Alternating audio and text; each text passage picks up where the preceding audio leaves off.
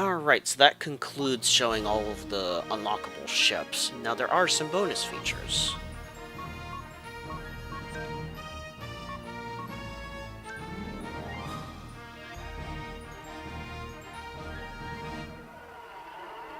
So this is an audio test that just shows a TIE fighter flying around. Which is kind of strange. There's a teaser trailer.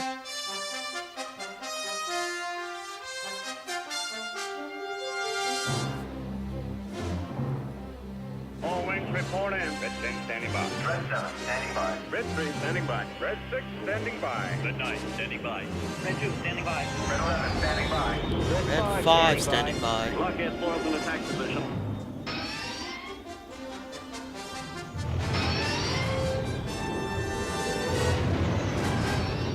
God, that's always so cool to look at.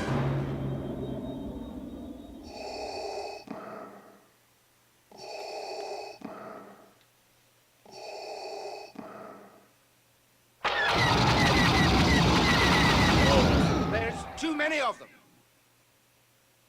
The saga continues. Right, so that's the teaser. Now let's look at the documentary. Or documentary.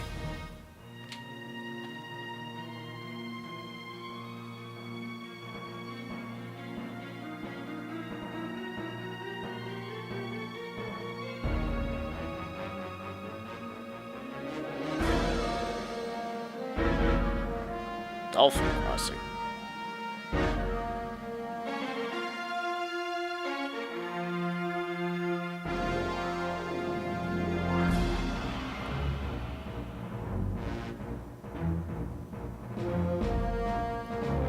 Man, this place looks awesome. They got Galaga, they got Donkey Kong. And beer, of course.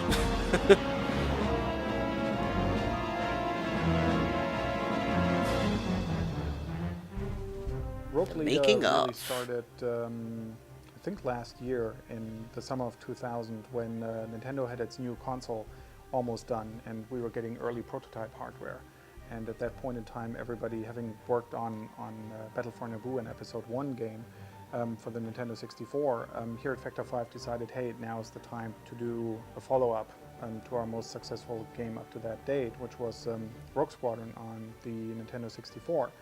And GameCube, as the machine wasn't even called at that time, was really perfect for envisioning the Star Wars universe or recreating the Star Wars universe, especially the classic Star Wars universe, in a way which never has been possible before in interactive media. And we set out, we had a 19-day time frame for a Japanese trade show called Space World to create a teaser version. LucasArts said, yeah, you can do it, you've got the hardware, so let's give it a try. And Nintendo wanted to present their new hardware there. So we brought a fight, first of all, an introduction cutscene, which is on this DVD as a teaser trailer, that and a playable version of the Death Star Endurance level, which you can unlock here. We brought that together in the 19 days, which was a really stunning proof of concept that you could, on this new machine, GameCube, create games very, very, very quickly with high production values, which was important. And that then basically, over the next half year, while we finished Battle for Naboo, led into the real Rogue Leader, which was actually started in February of this year, 2001. Tense moment. Doing fog. Doing fog?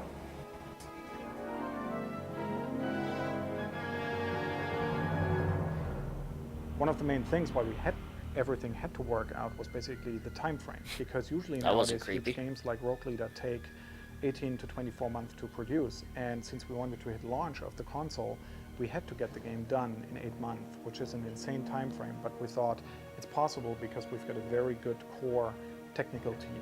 We knew what GameCube could do. We were one of the first developers in the world to have access to GameCube, and all the support from Nintendo, which was fantastic. I would like to say they're treating me well here. They give me 1 meal a day.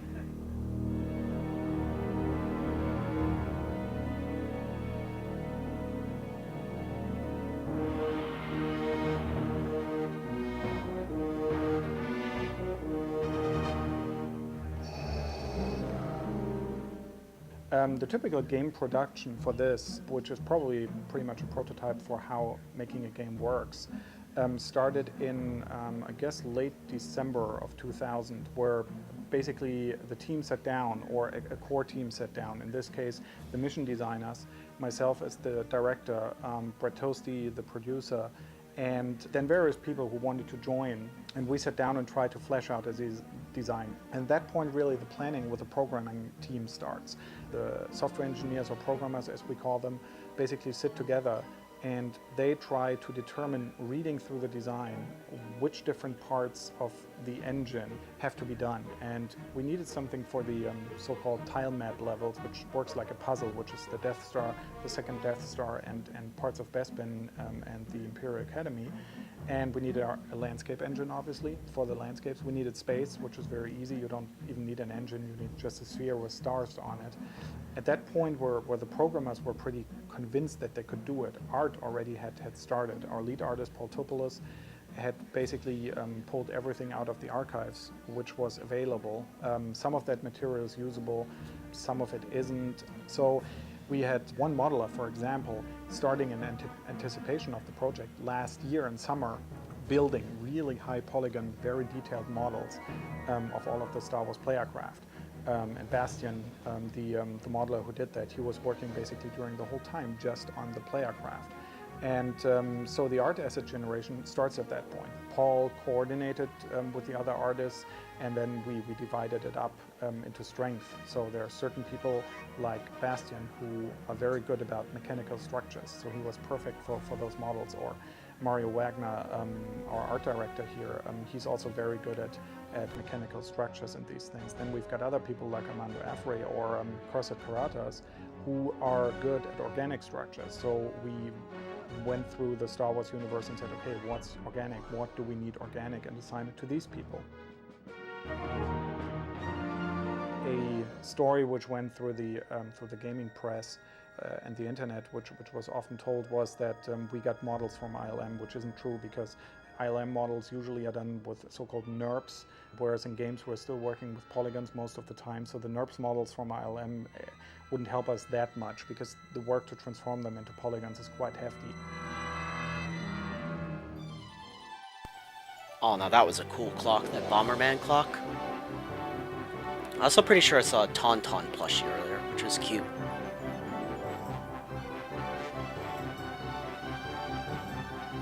Yeah, they seem like a cool bunch of guys, Factor 5. The next challenge then, if you're getting the first art assets together and the programmers have created the basis of your engine, at that point, hopefully the mission designers come in. And Jamie, Al, Chris, and Chris Crawford, our level designers, they basically came in and grabbed all the art assets at the time, and then in a proprietary tool, which we have been using for years and have developed here, are basically grabbing all of these assets and placing them, and they can transform them into a game with the assets which they get from the programmers. So basically, if you've got a TIE fighter, they can tell in the tool the TIE fighter to behave in a certain way. That's in a very crude form the description of how you create a game. We certainly were helped by pretty good tools which we had.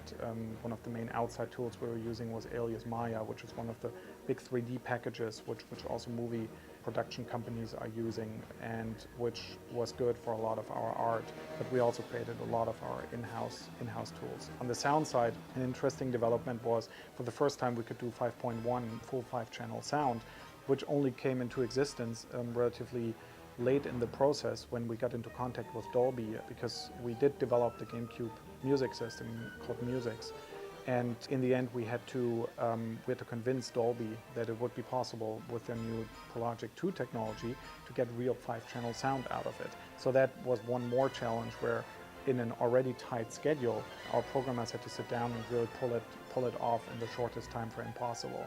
But yeah, I think in the end it all came together pretty well. Alright, so that was documentary. There's also the music hall.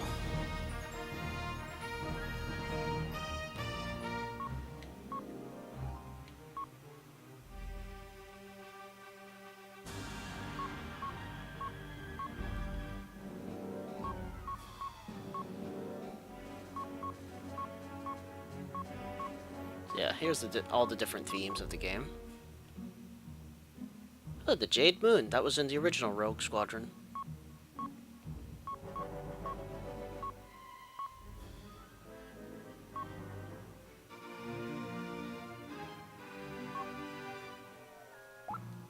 Yeah, that's pretty cool. There's also the art gallery.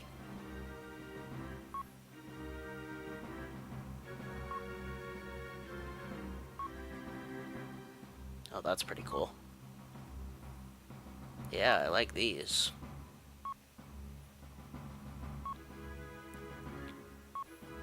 It's always neat seeing the concept art for a game like this.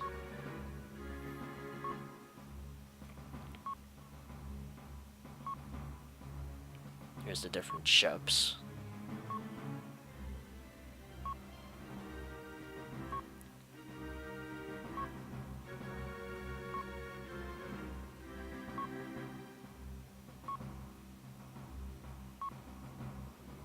It's a TIE Interceptor. That's a Cloud Runner. I think that's what it's called anyway.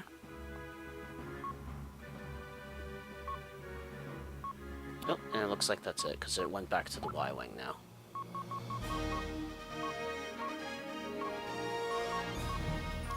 Alright, the last thing I'll show is the audio commentary. I won't do it for every single stage, but I'll at least do it for one.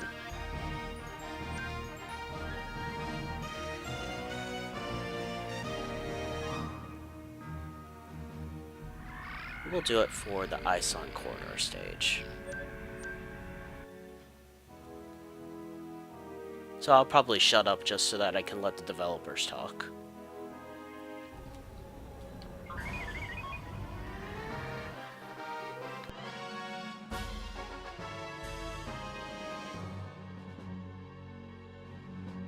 I've got here with me David Strapinis, who is director of animation here at Factor 5 and who did quite a bit of the cutscenes in the game, and Chris Crawford, who was level designer for Ison Corridor. Let's start out with you, David, because the level is starting out with you. Yeah, well, this was one of my favorite levels for cutscenes, simply because the everything about it is so dramatic and very cool looking. So it's fun to shoot and work with, and it also has, I think, the only piece of comedy in the game, which is the intro, where it's kind of the Star Destroyer nose coming over, and then the big reveal. Which is taken from Star Wars 1, but... 4. Kind of Star Wars 4. Alright, episode 4, yeah. So in general, about cutscenes, how do you do cutscenes? Because obviously they're real-time cutscenes, there's a little bit of video here and there, but how are they done? Well, the process usually starts with talking with the level designer over what he needs to accomplish with the cutscenes, story, mechanics of the game, like for this one, craft switching, and then we sit down, talk about what we want to accomplish with the cutscene, and then I sit and I play the level for a couple of hours and try to get some ideas as to what are cool areas of the level, and we usually storyboard it out, or at least make quick visual notes, and then it's just a simple process of working within Maya. Maya is a software tool? Yeah, Maya is our 3D application, which we do all the artwork in, Yeah. both animation and models and everything like that. How many movie tricks are you able to use nowadays? Because I mean, compared to say N64 or even the Super Nintendo, the cutscenes can be much more elaborate, obviously.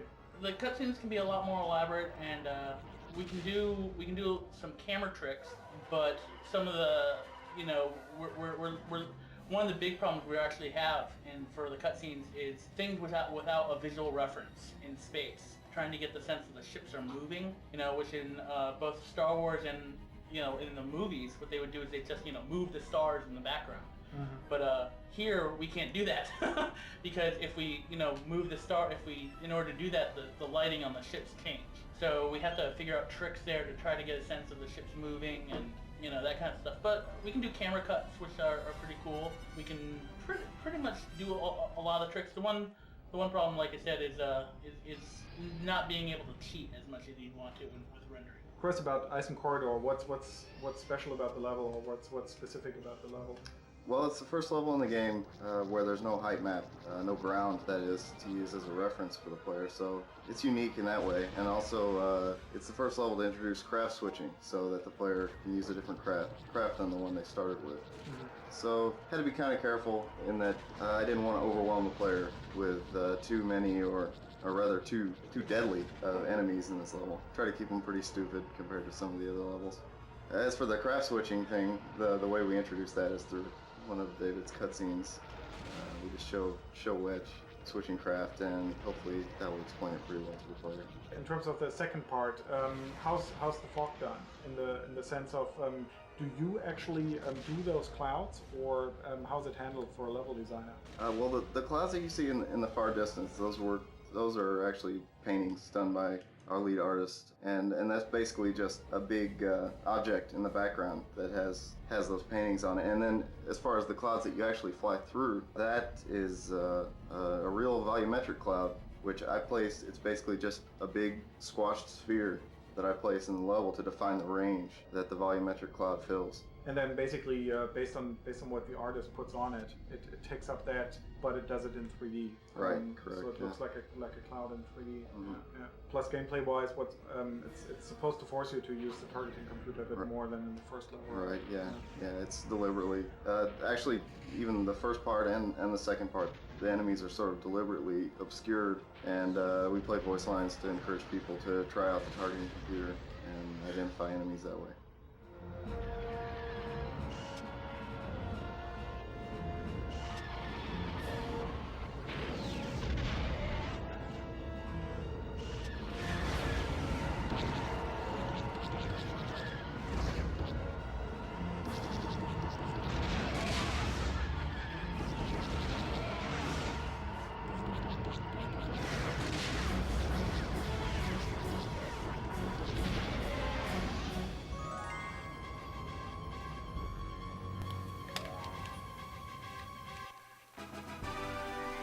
Alright, so there you go. There was some audio commentary for the Ison Corridor stage. I just think it's cool that you can listen to the actual developers talk about the stage while you're playing through it. Alright guys, so I think I've shown pretty much everything that I can here in Star Wars Rogue Leader, so I think that this about wraps it up. Honestly, it's a good game. It was very early in the GameCube's life, so I remember playing this a lot when I was younger. I love the Rogue Squadron series. So, hope you guys had fun with Rogue Leader. At some point in the future, I will be doing the final game in the series, Rebel Strike, as well. But, as always, I've got other games to do in the meantime first. But I will definitely be doing Rebel Strike at some point. Get back to the start screen.